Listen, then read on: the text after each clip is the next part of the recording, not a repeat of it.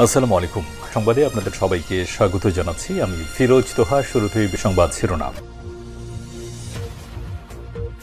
বাংলাদেশের সর্বশেষ গুরুত্বপূর্ণ আপডেট সংবাদ আপনাকে স্বাগত। শুরুতেই সংবাদ শিরোনাম, পরে বিস্তারিত।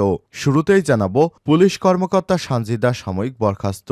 ঢাকা মহানগর পুলিশ ডিএমপির সাবেক অতিরিক্ত উপকমিশনার 2023 সালের সেপ্টেম্বরে ঢাকার বারডেম হাসপাতাল থেকে তুলে নিয়ে শাহবাগ থানায় আটকে নিষিদ্ধ ছাত্রলীগের 2 কেন্দ্রীয় নেতা এবং ঢাকা বিশ্ববিদ্যালয়ের এক নেতাকে ব্যাপক মারধর ও পরকীয়ার ঘটনায় আলোচনায় এসেছিলেন রাষ্ট্রপতির এপিএসের এসটি এডিসি সানজিদা আরফিন। সেই সানজিদাকে বরখাস্ত করা হয়েছে।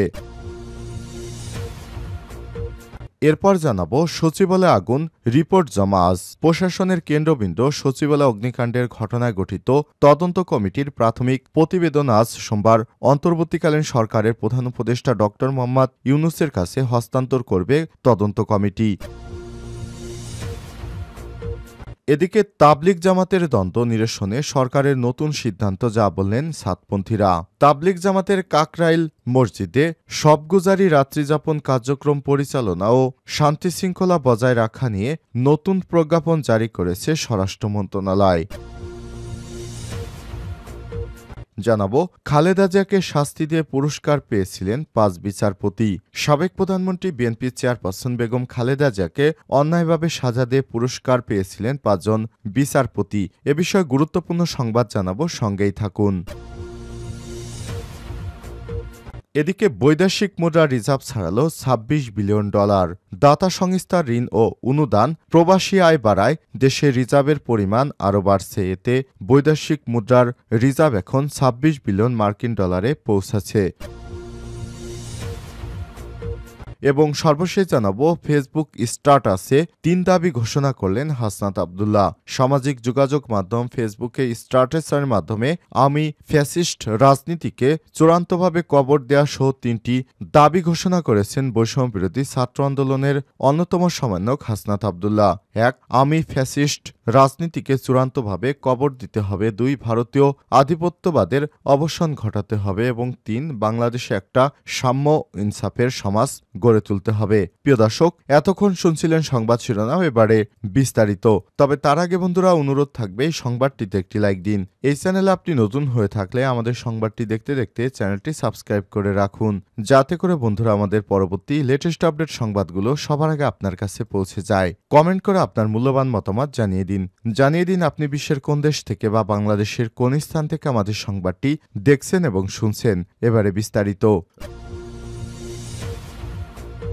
পুলিশ কর্মকর্তা সানজিদা সাময়িক বরখাস্ত।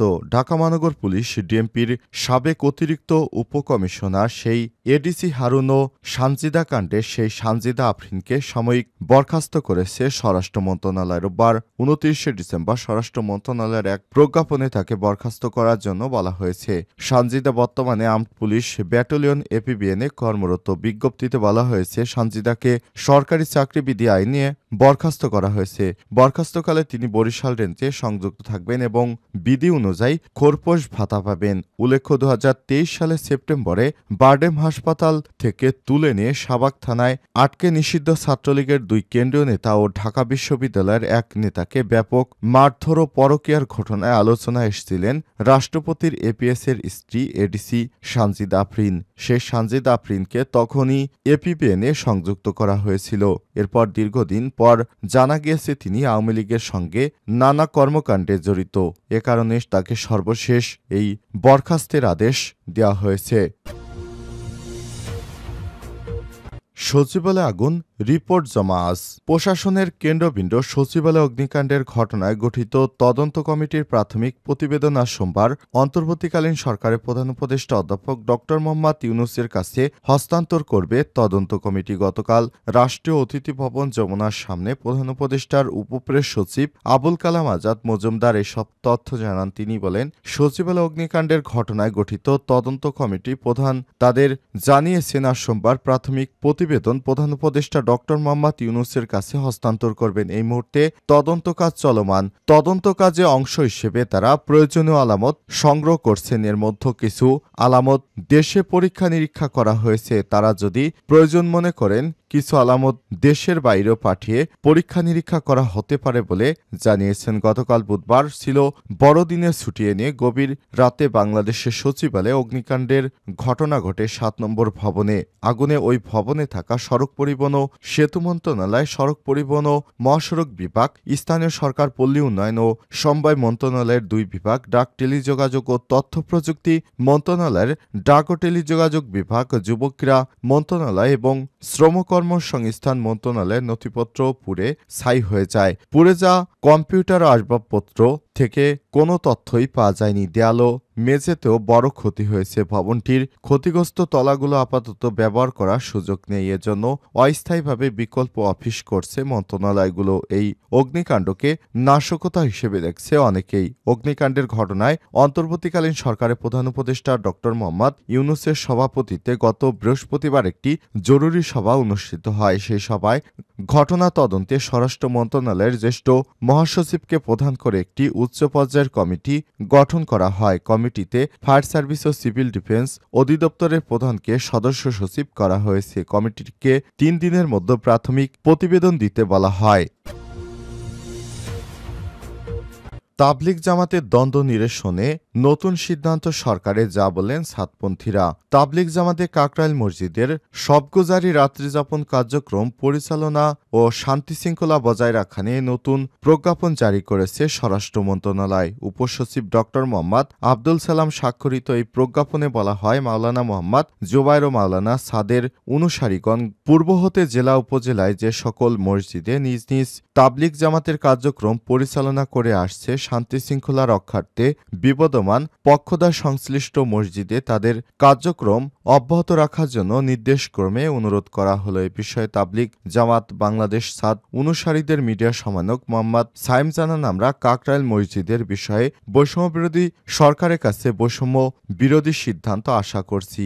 সারা দেশে জোবারপন্থীরা বিভিন্ন মারকাজ ও মসজিদ দখল, আমাদের সাথীদের আমলে বাধা প্রদান, ভয়াবহ জুলুম, দেশব্যাপী মব জাস্টিস ও ম্যাসাকার চালাচ্ছে। আমরা আশা করছি এই প্রজ্ঞাপনের দ্বারা এই বিষয়গুলো দ্রুত সমাধান হবে, প্রশাসনের সৃষ্ট জটিলতা নিরসনে এগিয়ে আসবে এবং আন্তরিক ভূমিকা পালন করবে বলে আমরা আশাবাদী। আমরা তাদের অনুরোধ করব, দেশকে স্থিতিশীল করতেও ধর্মীয় ভাতৃঘাতী ও সংগঠনের পথ থেকে আপনারা ফিরে আসুন। তাবলিগের সাথে এসব বেমানান ইসলামকে আর ছোট করবেন না। মোহাম্মদ সাইম আরও বলেছে, নিরপেক্ষতা বজায় রেখে রাষ্ট্রের নাগরিকদের মৌলিক মানবিক ধর্মীয় স্বাধীনতা নিশ্চিত করতে সরকারের প্রতি আহ্বান আমরা জানাচ্ছি। আমরা উভয় পক্ষ সরকারের দায়িত্বশীলতার সাথে বসে ধর্মীয় সংঘাতে বন্ধ হয়ে যাওয়া বিভিন্ন ইসলামী সেন্টারগুলো পুনরায় চালু করা।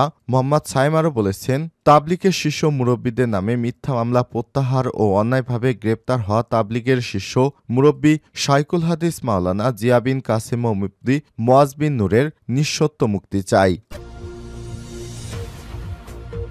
খালেদা জিয়াকে শাস্তি দিয়ে পুরস্কৃত 5 জন বিচারপতি।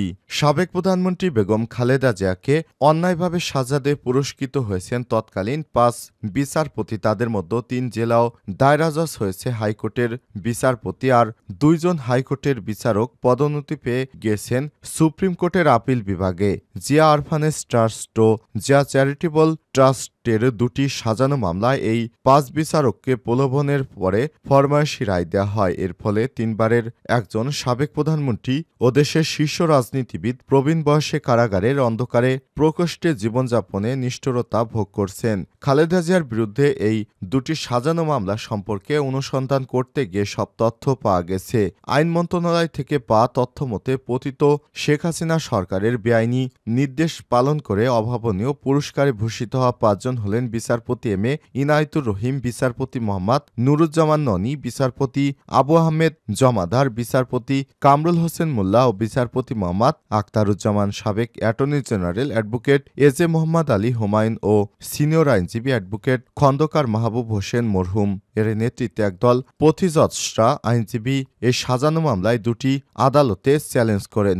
আদালতে উপস্থিত তাদের বক্তব্য ছিল জিয়া অরফানেজ ট্রাস্ট ও জিয়া চ্যারিটেবল ট্রাস্ট সংক্রান্ত মামলায় দুটি খালেদা জিয়ার বিরুদ্ধে রাজনৈতিক উদ্দেশ্যই করেছিল দুদক। এক্ষেত্রে হাসিনা সরকারের প্রতিহিংসার শিকার হয়েছেন তিনি। এছাড়াও যেখানে লেনদেন হয়নি সেখানে কি করে দুর্নীতি হয়। আদালতে সেদিন জবানবন্দিতে খালেদা জিয়া বলেছিলেন, জিয়া অরফানেজ ট্রাস্ট ও জিয়া চ্যারিটেবল ট্রাস্ট গঠন, এর তহবিল সংগ্রহ, ট্রাস্ট পরিচালনা এবং কোনো লেনদেনের সঙ্গে তার কোনো সংশ্লিষ্টতা ছিল না। প্রধানমন্ত্রী থাকাকালে তিনি পদের প্রভাব খাটাননি। রাজনীতি থেকে দূরে রাখতেই অনুমান নির্ভর কল্পিত অভিযোগ তাকে জড়ানো হয়েছিল। আসলে বিএনপি চেয়ারপারসন বেগম খালেদা জিয়া তিনি কোনো দুর্নীতির সঙ্গেই জড়িত ছিলেন না। তবে এই মামলাগুলো দিয়ে তারা ফায়দা হাসিল করেছিল আওয়ামী লীগের এই বিচারপতিরা।